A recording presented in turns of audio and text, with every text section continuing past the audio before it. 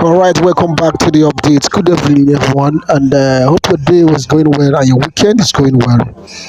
I want you to pay attention to this particular VN because information is key. We are still expecting disbursement, and I want you to listen. The comment section is open for conversation. Let's talk, subscribe, and share this piece of information. We have another important update for you. We can't get tired because God is not tired with us. I believe that God will do what He will do. No matter what happens within man ecosystem, God will do what He will do. Osim dropped a very vital point tonight, and while we're expecting that what he said yesterday night, possibly we should get an answer to that. But he said something that we could only thank God. We could only thank God and say, Father, we thank you. Like I used to say that there is a lot of things going on the inside that we are not privy to. And we at the other side of the divide might not just know what happens on the inside, but there are some internal affairs that is privy to only those within that organ. I'm going to say the last for first. I'm not going to start where he started, but then where he ended. That is where possibly I want to begin this particular submission. And he hinted on the fact that something very tragic and drastic occurred behind the scene yesterday. I think, was it yesterday he called it? Let me see that. Okay.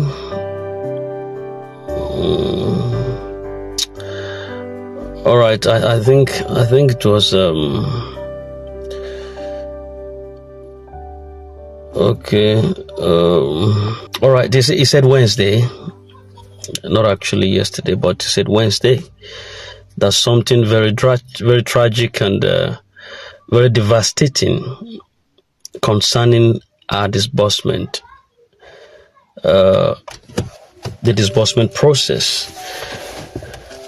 It was an incident that could have caused a very serious and devastating damage if it had been brought to the public. If it had been made public, it would have been so devastating concerning the disbursement process. But by God's grace and the timely intervention of the former president, His Excellency President Olusegun Obasanjo, the situation was swiftly and quietly resolved. We don't know what it was. We don't know what actually that meant or that was. I think he might be aware of that, and maybe some, information right now is so classified that even people you thought knew these things before, they are not in the know anymore. So you see, certain people just talk based on the level they know, the way things are going right now. And a lot of personalities are bereft of information. And that is why some are quiet and some don't speak anymore. Because had they spoken, they might be saying something that we have long gone past of it. And they don't know. And they just talk based on the information they knew. But that information might have become obsolete. Because in grand ecosystem, we deal with current situations. So most of the past informations, if you bring it now to the current time, it must have become obsolete. In fact, 3 days information might have become obsolete within this grand ecosystem. So, and this was a current event that happened within the week, that if it had been made public, it would have caused a lot of devastation concerning the disbursement process. And but God came through for us.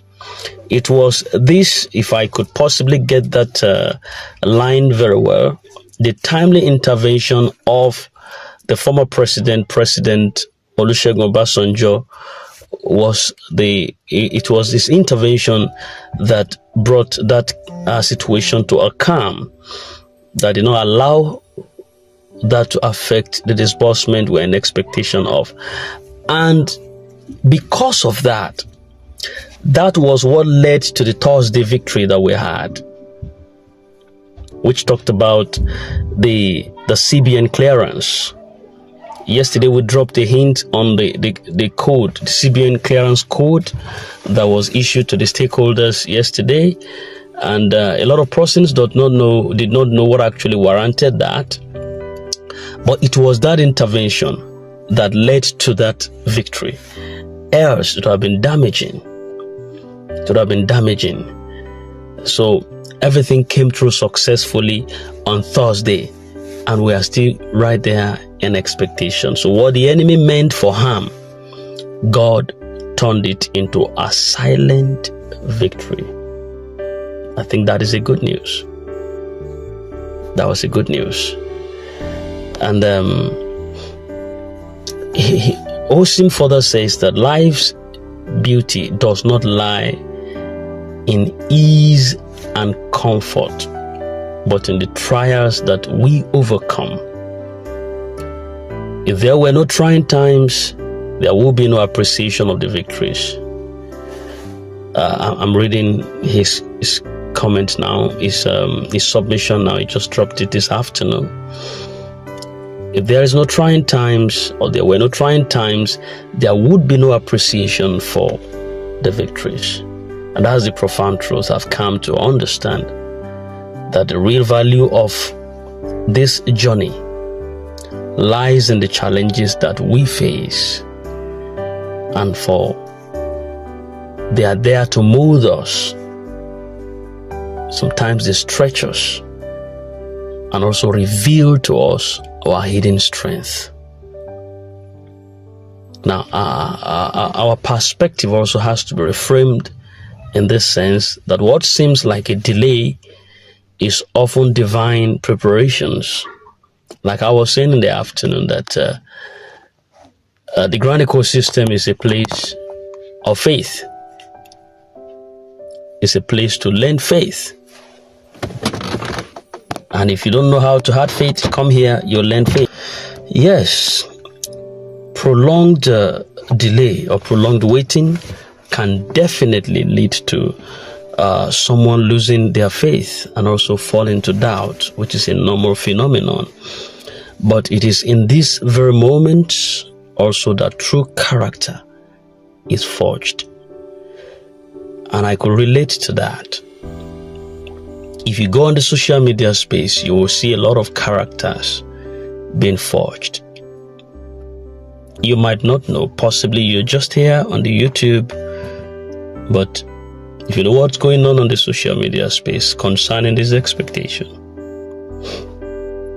you see a lot of characters there. You see people who snaps right at you just because you post an information concerning the expected grant. You could really see right there that a lot of characters have been birthed by this delay.